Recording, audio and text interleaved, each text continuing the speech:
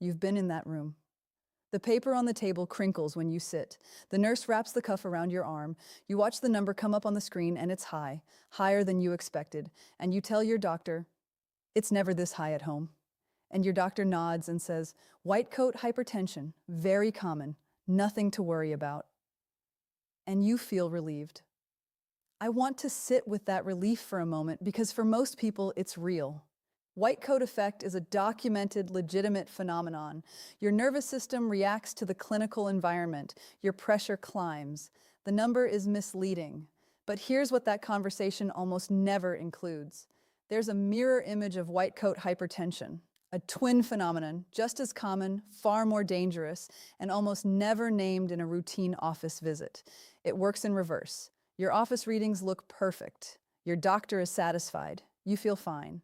And at home, at work, in the early morning, your pressure is running dangerously high. It's called masked hypertension. And depending on which studies you look at, it affects somewhere between 10 and 30% of people over 60. Most of them have no idea because their doctor's numbers look fine. And a normal reading feels like good news. So before we talk about which reading is real, we need to understand why two readings from the same body, taken hours apart, can tell completely different stories. Your blood pressure is not a fixed number. It rises and falls throughout the day, responding to everything: stress, activity, posture, temperature, what you ate, whether you slept, whether you're anxious, whether you're calm. The range for a single person on a single day can swing 20, 30, sometimes 40 points. And that's without any underlying condition. After 60, that swing tends to get wider. The reason is arterial stiffness, something that happens gradually and quietly as we age. The large vessels carrying blood from your heart lose some of their elasticity. They're less able to absorb the pressure wave that comes with each heartbeat and release it smoothly. So readings become more reactive, more variable. The peaks get higher. And the gap between your best reading and your worst reading grows. This is why a single office measurement, taken once in the afternoon, after you've been sitting for 2 minutes, is often a very incomplete picture. And yet for most patients, it's the only picture their doctor sees. I had a patient, I'll call her Carol, 66, retired nurse. She had worked in a hospital for 30 years. She knew what high blood pressure looked like. She knew the symptoms to watch for. And she had been going to her internist every 4 months for 2 years, showing readings of 122/76, 118/74, 125/78 textbook. Her doctor was pleased. Carol felt validated. What Carol had also been having for most of those 2 years was a dull headache every morning when she woke up, some fatigue she attributed to poor sleep, and a kind of background heaviness she had quietly filed under getting older. Her daughter gave her a home monitor for her birthday. Carol figured she'd use it occasionally just to keep an eye on things. The first morning she used it, she sat down at her kitchen table at 6:45 a.m. before coffee, before her blood pressure medication, before anything. She followed the instructions, sat quietly for 5 minutes, took the reading, 178, 102. She thought she'd done it wrong. She waited a minute and took it again, 174/98. Carol was a retired nurse. She knew exactly what those numbers meant, and she had been carrying them every morning in her own kitchen for 2 years, while her office chart said she was doing beautifully. And once you understand what's happening physiologically, it makes complete sense. The human body has a built-in biological alarm system. In the hours before you wake up, roughly 2 to 3 hours before your eyes open, your body begins preparing for the demands of the day. Cortisol starts rising, your heart rate increases, your blood vessels tighten slightly, and your blood pressure begins to climb. By the time you swing your legs over the edge of the bed, your pressure is already moving upward. In the first hour or two after waking, it can be 20, 30, even 40 points higher than it will be by the time you finish lunch. This is called the morning surge. It's a normal part of human physiology. But in someone with underlying hypertension, especially in someone whose vessels are stiffer and whose autonomic nervous system is less stable, the surge can be severe. And it matters because most strokes happen in the morning. Most heart attacks happen in the morning. The cardiovascular events that look sudden and random from the outside are often the predictable result of a pressure system that spikes every single day in the same hours without anyone ever measuring it. Carol's afternoon office readings were real. They were accurate. They reflected her blood pressure at 2 p.m. after a calm morning. They just weren't the whole story. And the part they were missing was the part doing damage. This is the core of what masked hypertension means. The office measurement is not lying. It's just catching the body during its quietest hours. And for people with significant morning surge or stress-triggered elevation, the quietest hours are genuinely quiet. The readings look controlled, and they are. In that moment, in that setting. The storm happened somewhere else. Think of it this way. Imagine you're checking the weather forecast every day, but you only ever check it at 3 in the afternoon. In most places, 3 p.m. is the warmest, driest, calmest part of the day. You'd look at that forecast for a week and conclude things are fine, mild, manageable. But if every morning at 6 a.m. there's a hard rain, the kind that floods the basement and rusts the car, you would never know. Your 3 p.m. check would keep telling you the sky was clear. That's what an afternoon office reading does for someone with masked hypertension and a morning surge. You're measuring the sunshine and completely missing the storm. So what about the other side? White coat hypertension. It's real. 15 to 30% of people who show elevated readings in a clinical setting have normal readings everywhere else.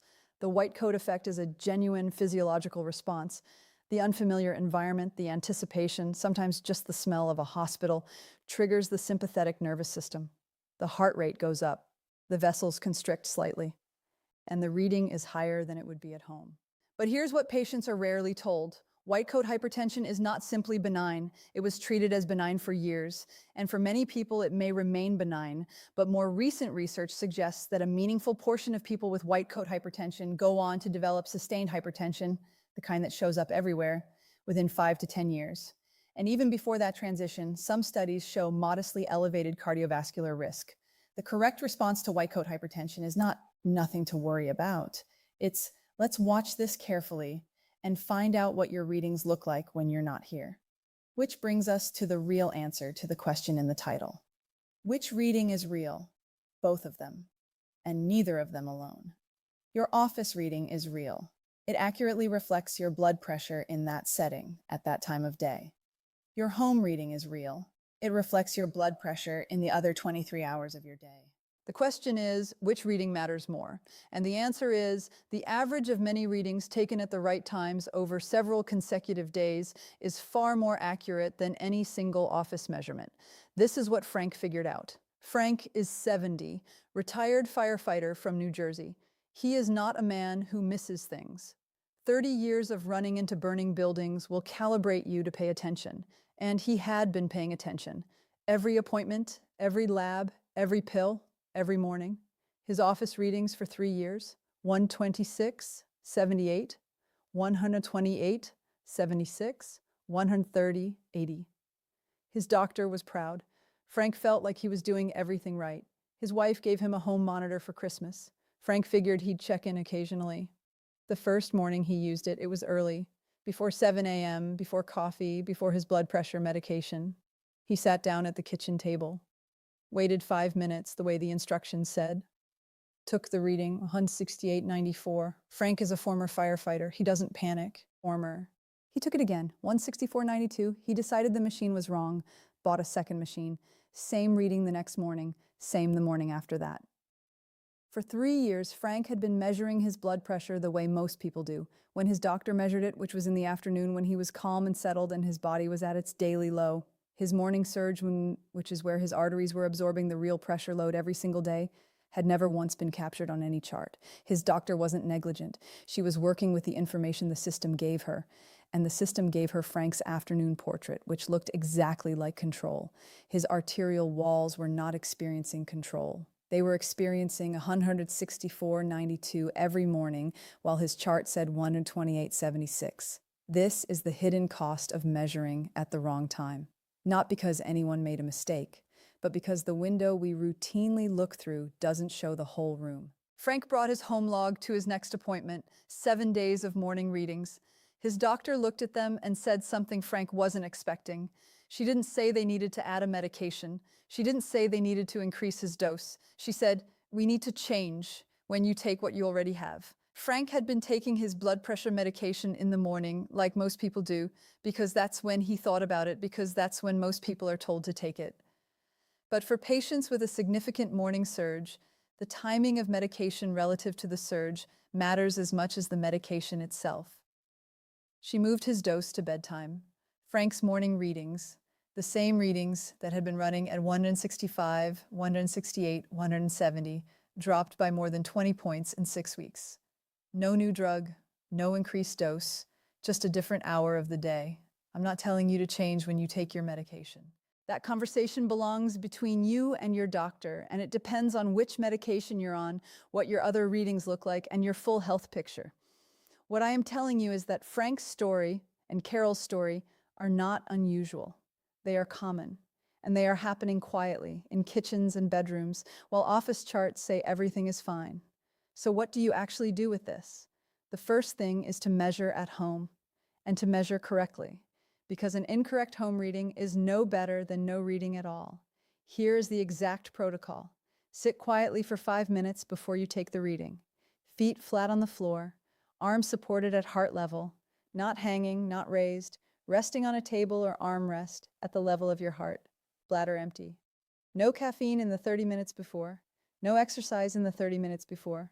Take 2 readings, 1 minute apart. Record the second one. The specific times matter. Morning. Before you take any medication and before coffee within the first hour of waking. And evening. Before dinner. Those 2 windows capture the peaks and the quieter periods and give you and your doctor a real picture. Do this for 7 consecutive days. That 7-day average is what cardiologists call home blood pressure monitoring. And in study after study, it predicts cardiovascular risk more accurately than office measurements alone. The second thing, and this is harder because it means changing a habit, is to measure in the morning specifically, not after your coffee settles, not after you've been up for 2 hours, in the first hour of waking, before medication. That window is when the morning surge peaks. That's when the reading you most need to see actually shows itself. If you've been avoiding morning readings because the numbers are higher and the higher numbers make you anxious, I understand that. But a higher number you know about is a number you and your doctor can address. A higher number you don't know about is a number that works quietly on its own schedule. The third thing is to bring the log to your doctor. Not just the numbers, the full picture, date, time, which arm you used, any notes about unusual stress that day, or a night of poor sleep, or a medication you took late. 7 consecutive days of that information changes the conversation in the office. It gives your doctor something they almost never have. Your blood pressure over time, at home, in the morning. When you sit down in that appointment, you can say, here is what my pressure actually looks like. Not just at 2 p.m. in a quiet exam room, across a week, in my own kitchen. Before my pills, before my coffee, before the day begins. That is information that can change what your doctor sees and what they decide. There's something I want to come back to. That moment at the beginning, the paper table, the cuff, the number, the nod, the word common, and the feeling of relief. Maybe that's happened to you. Maybe you left that appointment a little lighter because someone with a medical degree told you not to worry. That relief made sense. It was earned in that moment. Your doctor wasn't wrong about what they saw, but now you know what they couldn't see. You know why the afternoon portrait isn't the whole painting. You know why the morning hours, the hours before coffee, before conversation, before the day's first tasks, are where the real story lives. The next time you sit down at your kitchen table with a monitor on your arm, before your first cup of anything in the quiet of an early morning, you're not just taking a reading. You're seeing something your doctor has probably never seen. And that reading belongs in your doctor's hands. If this is the kind of conversation you wish you could have with your doctor but never quite get to, subscribe. That's what every video here is. The explanation that got skipped, the question that never got answered, the part they ran out of time for. Take care of yourself, and I'll see you in the next one.